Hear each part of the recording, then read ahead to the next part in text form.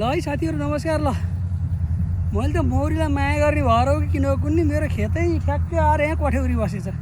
30 वर्ष जति भयो यो कठ्यौरीलाई नदेखेको। सानो सानो केटकेटीमा काटेर खाएको, अहिले चाहिँ यहाँ ठ्याक्कै मेरै खेतमा आएको। अस्ति आमाले बाबु खेता त मौरी आहा भन्दै हुनुहुन्थ्यो, त्यो फर्सी र काँक्रो टिप्न आउँदा मैले पत्याइने यसो उडेर आएको होला गयो होला भन्ने सोचेँ। रहेछ कठ्यौरु त्यहाँ एउटा पोलो लाएर मजाको चाको लाएर बसेको छ। अब यो ठ्याक्क काट्ने बेला नि भयो। यसलाई पहिला चाहिँ यसो धुवा लाएर उडाम र चाका निकालौँ, त्यस पछाडि फेरि यसलाई बसेर मिल्यो भने सोरण ब्यागमा छोपेर ल्याऊँ है।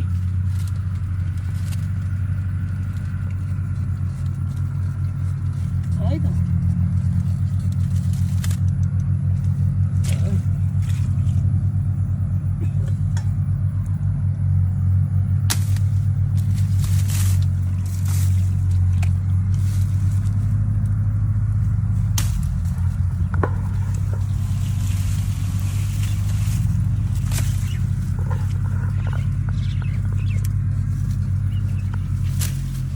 यो कठ्यौरी नै होला, अरू केही हो जस्तो छैन। पक्का मौरीभन्दा सानो छ, धेरै सानो।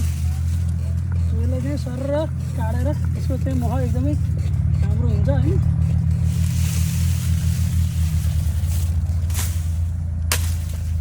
यसलाई चाहिँ अझ मकै भातमा आएको त्यस्तो पऱ्यो संयोगले अनेक अनेक हुन्छ। ल हेर कति मजाको कोला ला है।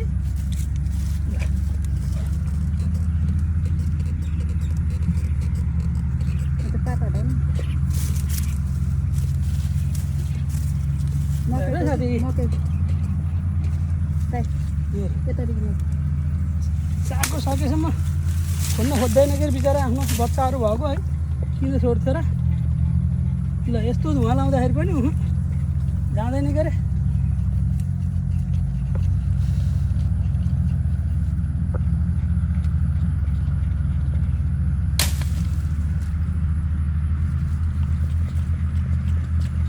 यसलाई मिल्यो भने सोरेन ब्यागमा हाल्ने भनेको झन् पटक्कै छोड्नै खोजेन।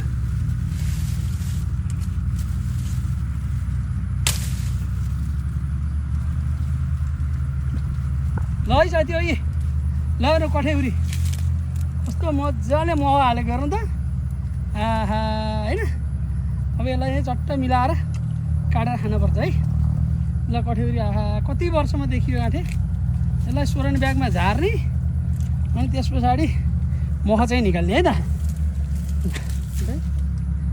उता उता हेर्नु त, म सोरण ब्यागमा झार्छु है, नडराउ सोच्दैन। कठ्यौरी नै हो, कठ्यौरी होइन कि भनेर मैले अलिकति सेफ्टी लगाएको थिएँ। सोरण ब्याग पनि छ, कस्तो सोरण ब्यागमा हाल्नु है, मिल्छ भने।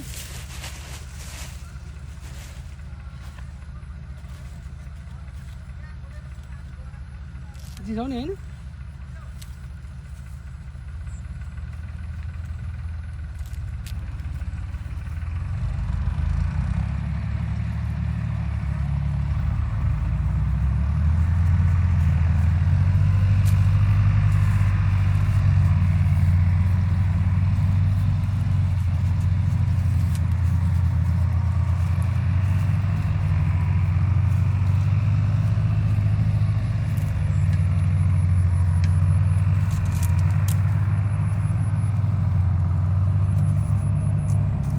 यसलाई मैले अब सोरण ब्यागमा हालेँ। यसलाई चाहिँ यतापट्टि भएपछि यसको चाहिँ जातै माथि उड्ने जात हो। अब यो माथि गएर बस्छ झन् सक्क हामी चाका निकाल्न है त।